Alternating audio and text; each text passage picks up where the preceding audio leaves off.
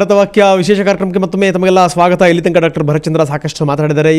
ಇದು ಆಸ್ತಿ ಮಾಡೋದಕ್ಕೆ ಮಾತ್ರ ಈ ಕಾರ್ಯಕ್ರಮ ಸೀಮಿತವಾಗಿದೆ ಅಂತ ಭಾವಿಸ್ಬೇಡಿ. 1-2-3 ದಿನಗಳು ಈ ಆಸ್ತಿ ಮಾಡೋದು ಹೇಗೆ, ನೀವು ಈ ಸೈಟ್ ಖರೀದಿ ಮಾಡೋದು ಹೇಗೆ, ಮನೆ ಕಟ್ಟೋದು ಹೇಗೆ, ಮನೆ ಕಟ್ಟೋದು ಸರಿನೋ ಅಥವಾ ಇರೋಂಥ ಮನೆಯಲ್ಲೇ ಬಾಡಿಗೆ ಕೊಟ್ಟಿರೋ ಸರಿನೋ ಅಥವಾ ಭೌಗೋಳಿಕಕ್ಕೆ ಏನಾದರೂ ಹೋಗೋದು ಸರಿನೋ, ಇದೆಲ್ಲದ್ರ ಬಗ್ಗೆ ನಾವು ಮಾತಾಡ್ತೀವಿ. ಇದೆಲ್ಲದರ ಜೊತೆಗೆ ವ್ಯಕ್ತಿತ್ವ ವಿಕಸನ ಹೇಗೆ, ಅದರ ಬಗ್ಗೆಯೂ ಕೂಡ ಅದ್ಭುತವಾಗಿ ಡಾಕ್ಟರ್ ಭರತ್ಚಂದ್ರ ಮಾತಾಡ್ತಾರೆ. ಯಾಕಂದರೆ ರಾಷ್ಟ್ರೀಯ ಅಂತಾರಾಷ್ಟ್ರೀಯ ಖ್ಯಾತಿಯ ತರಬೇತುದಾರರವರು.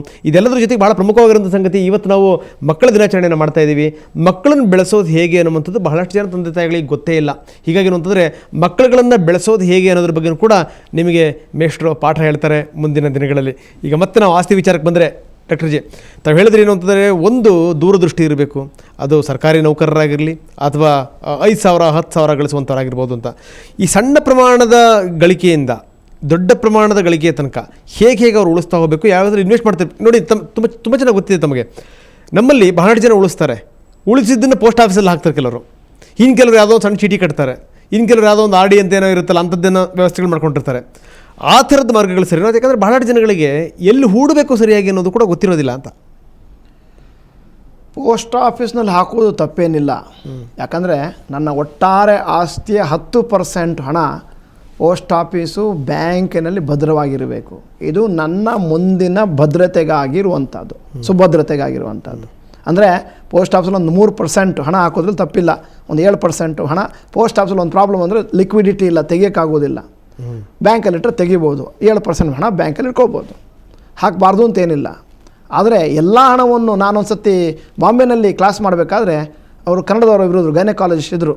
ಅವರು ಕಾಫಿ ಬ್ರೇಕಲ್ಲಿ ಬಂದರು. ಡಾಕ್ಟ್ರೇ ನನ್ನ ಪಾಸ್ಬುಕ್ ನೋಡಿದೆ. ಪಾಸ್ಬುಕ್ನಲ್ಲಿ ಅವ್ರು ಏನು ಮಾಡಿದ್ದಾರೆ, ಮೇಡಮು 4 ಕೋಟಿ ರೂಪಾಯಿಯನ್ನು ಸೇವಿಂಗ್ಸ್ ಬ್ಯಾಂಕ್ನಲ್ಲಿ ಕಳೆದ 3 ವರ್ಷದಿಂದ ಹಾಗೆ ಇಟ್ಟಿದ್ದಾರೆ. ತಪ್ಪಲ್ವಾ? ಯಾಕಂದರೆ ಪ್ರಾಬ್ಲಮ್ ಏನು ಅಂತ, ಮೆಡಿಕಲ್ ಕಾಲೇಜಲ್ಲಿ ಸಿಸೇರಿಯನ್ ಮಾಡೋದು ಹೇಗೆ ಹೇಳ್ಕೊಡ್ತಾರೆ, ದುಡ್ಡು ಎಲ್ಲಿಡೋದು ಹೇಳ್ಕೊಡ್ತಾ ಇಲ್ಲ ಅಲ್ವಾ? ಅದರಿಂದಾಗಿ ದುಡ್ಡು ಎಷ್ಟಿಡಬೇಕು ಅಷ್ಟೇ ಇಡಬೇಕು, ಸರಿಯಾದ ಜಾಗದಲ್ಲಿ.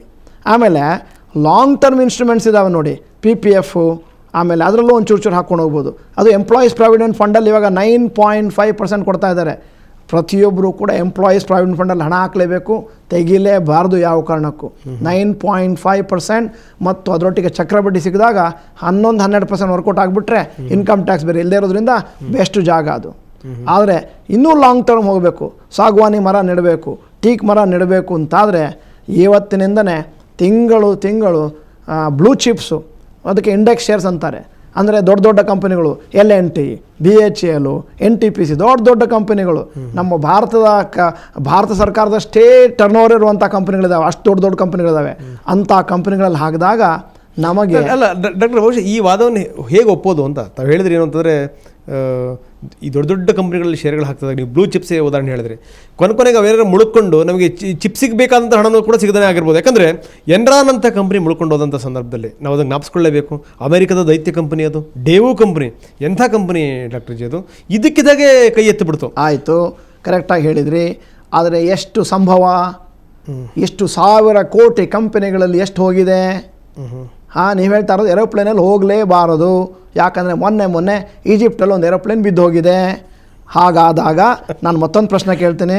ಇವತ್ತವರೆಗೆ ನೆಲವನ್ನು ಬಿಟ್ಟಂಥ ಏರೋಪ್ಲೇನ್ಗಳಲ್ಲಿ ಕೆಳಕ್ಕೆ ಬಿದ್ದದ್ದು 0.0003%. ಆಮೇಲೆ ನೀವು ಫ್ಯಾನ್ ಕೆಳಗಡೆನೆ ಮಲಗಿದ್ದೀರಿ, ಫ್ಯಾನ್ ಕಳ್ಸ್ಕೊಂಡು ಕೆಳಗೆ ಬಿದ್ದುಬಿಟ್ರೆ ಅಲ್ವಾ? ಹಾಗೆ ಫ್ಯಾನ್ ಕಳ್ಸ್ಕೊಂಡು ಕೆಳಗೆ ಬಿದ್ದಿರೋದು ದೃಷ್ಟಾಂತಗಳು ಎಷ್ಟಿದ್ದಾವೆ?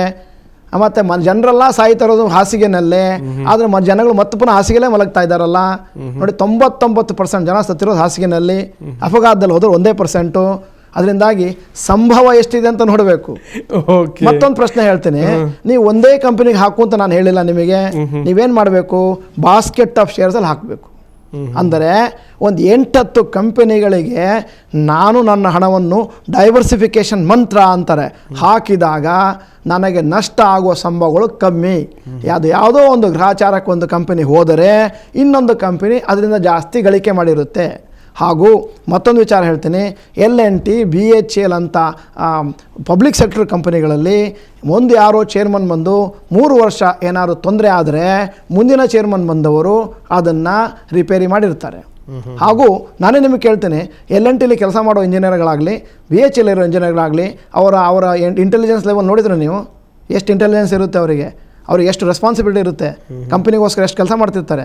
ಅದರಿಂದಾಗಿ ನೀವೇ ನೋಡ್ಬೋದು ನಷ್ಟ ಆಗೋ ಸಂಭವಗಳು ತುಂಬ ಕಮ್ಮಿ. ಅದರಿಂದಾಗಿ ಆ ಬಾಸ್ಕೆಟ್ ಆಫ್ ಶೇರ್ಸಲ್ಲಿ ನಾನು ದೂರದೃಷ್ಟಿ ಇದ್ದು ನನ್ನ ದೃಷ್ಟಿ ದೀರ್ಘಕಾಲಿಕವಾಗಿದ್ದರೆ ಹುಡ್ಕೊಂಡು ಹೋದರೆ ಬರುವಂಥ ಹಣಕ್ಕೆ ಮಿತಿಯೇ ಇಲ್ಲ. ಓಕೆ ಡಾಕ್ಟ್ರೆ, ನಾನು ಇನ್ನೂ ಕೂಡ ನಾಳೆ ನಾಡಿದ್ದಾಗೆ ಮತ್ತಷ್ಟು ಚರ್ಚೆನ ಮಾಡೋಣ. ಯಾಕಂದರೆ ಮನೆ ತಗೊಳ್ಳೋದು ಹೇಗೆ ಅನ್ನುವಂಥದ್ದು ಒಂದಾಯಿತು. ಕೆಲವರು ಮನೆ ಕಟ್ಸೋಕ್ಕೆ ಇಷ್ಟಪಡಲ್ಲ, ಕೆಲವರು ಬಾಡಿಗೆ ಮನೇಲಿ ಇರೋಕ್ಕೆ ಇಷ್ಟಪಡ್ತಾರೆ. ಕೆಲವರು ಇನ್ನು ಕೆಲವರು ಅಂದರೆ ಲೇಸ್ ಗೀಜಿಗೆ ಹಾಕೊಂಡ್ಬಿಡ್ತೀವಪ್ಪ ನಾವು ಆರಾಮಾಗಿದ್ದೀವಿ ಬೇಡ ಅತ್ಲಾಗೆ ಅಂತ, ಏನು ಮನೆ ಕಟ್ಟಿದವರು ಆರಾಮಾಗಿರ್ತಾರ ಅಂತ. ನೀವು ನಾನು ಬಹಳಷ್ಟು ಕಾರ್ಯಕ್ರಮಗಳಲ್ಲಿ ತಮ್ಮ ಕಾರ್ಯಕ್ರಮಗಳು ಕೂಡ ನಾನು ಬಂದಿದ್ದೀನಿ. ತಾವು ಹೇಳಿರಿ ಏನು ಅಂತಂದರೆ ಕೆಲವೊಂದು ಸಂದರ್ಭಗಳಲ್ಲಿ ಮನೆ ಕಟ್ಟೋದಕ್ಕಿಂತ ಎಲ್ಲರ ಬಾಡಿಗೆ ಕೊಟ್ಬಿಟ್ಟು ಆರಾಮಾಗಿರೋದೇ ಒಳ್ಳೆಯದು ಅನ್ನೋ. ಜಾಣರು ಪೆದ್ದರು ಮನೆಯನ್ನು ಕಟ್ಟುತ್ತಾರೆ, ಜಾಣರು ಬಾಡಿಗೆಗೆ ಮನೆಯಲ್ಲಿ ವಾಸವಾಗಿರ್ತಾರೆ ಅಂತ ಒಂದು ಗಾದೆ ಮತ್ತೆ ಇದೆಯಲ್ಲ. ಅಂದ್ರೆ ಹಾಗೆ ಕಷ್ಟಪಟ್ಟು ಗೂಡು ಕಟ್ಟೋದು, ಕೋಗಿಲೆ ಬಂದು ಸೇರ್ಕೊಳ್ಳೋದು. ಕರೆಕ್ಟ್ ಆಗಿ ಹೇಳಿದ್ರಿ ನೀವು. ಅದು ಕರೆಕ್ಟೇ. ನಾವು ಮುಂದಿನ ದಿನಗಳಲ್ಲಿ ಮಾತಾಡೋಣ. ಯಾವ ಸಮಯದಲ್ಲಿ ಬಾಡಿಗೆ ಮನೆ ಉಪಯುಕ್ತ, ಯಾವ ಮನೆಯಲ್ಲಿ ಲೀಸ್ ಉಪಯುಕ್ತ, ಆಮೇಲೆ ಎಷ್ಟು ದಿವಸ ಕಾದ್ರೆ ಮನೆ ತಗೋಬಹುದು, ಆಮೇಲೆ ಎರಡನೇ ಮನೆ ತಗೊಳ್ಬೇಕೋ ಬೇಡವೋ, ಹಣ ಹೊಂದ್ಕೊಳ್ಳೋದು ಹೇಗೆ, ಇದ್ರ ಬಗ್ಗೆ ಮುಂದಿನ ದಿನಗಳಲ್ಲಿ ಮಾತಾಡೋಣ. ಓಕೆ, ಕೊನೆಯದಾಗಿ ಈ ಕಾರ್ಯಕ್ರಮದ ಕೊನೆಯಲ್ಲಿ ಏನು ಹೇಳಕ್ಕೆ ಇಷ್ಟಪಡ್ತಿರ್ತಾವೆ?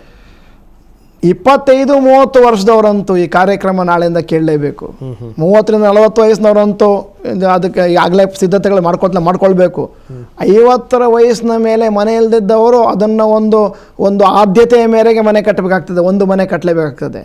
60 ವರ್ಷ ಮೇಲಿನವ್ರ ಹತ್ರ ಆಗಲೇ ಮನೆ ಇದೆ ಅಂತ ನಾನು ಆಗಲೇ ಊಹೆ ಮಾಡ್ಕೋತಾ ಇದ್ದೇನೆ. ಅದರಿಂದಾಗಿ ಪ್ರತಿಯೊಬ್ಬರು ಕೂಡ ಈ ಕಾರ್ಯಕ್ರಮ ನೋಡಬೇಕು. ಅದು ಗಂಡ ಹೆಂಡತಿ ಒಟ್ಟಿಗೆ ಕೂತ್ಕೊಂಡು ನೋಡಿದ್ರೆ ಭಾಳ ಅನುಕೂಲ. ಇದನ್ನು ರೆಕಾರ್ಡ್ ಮಾಡಿಕೊಂಡು ಗಂಡನಿಗೆ ತೋರಿಸ್ಬೇಕಾಗ್ತದೆ. ಭಾಳ ಜನ ಮಹಿಳೆಯರು ಹೇಳ್ತಾರೆ, ಈ ಕಾರ್ಯಕ್ರಮ ರೆಕಾರ್ಡ್ ಮಾಡಿ ನಮ್ಮ ಗಂಡನಿಗೆ ತೋರಿಸ್ತೀನಿ ಸರ್ ಅಂತ. ನೋಡಿ, ಬೆಂಗಳೂರಿನಲ್ಲಿ ಮತ್ತೊಂದು 65% ಜನ ಇನ್ನೂ ಬಾಡಿಗೆ ಮನೆಯಲ್ಲೇ ಇದ್ದಾರೆ. ಸ್ವಂತ ಮನೆ ಯಾವಾಗ ಆಗೋದು? ನಿಜ. ಎಸ್ ಡಾಕ್ಟ್ರೆ, ಮತ್ತೆ ಮುಂದಿನ ದಿನಗಳಲ್ಲಿ ನಾವು ಏನು ನಿತ್ಯ ಕಾರ್ಯಕ್ರಮನ ಮಾಡ್ತಾ ಇದ್ದೀವಿ ಒಂದು ವಾರದ ಪೂರ್ತಿ.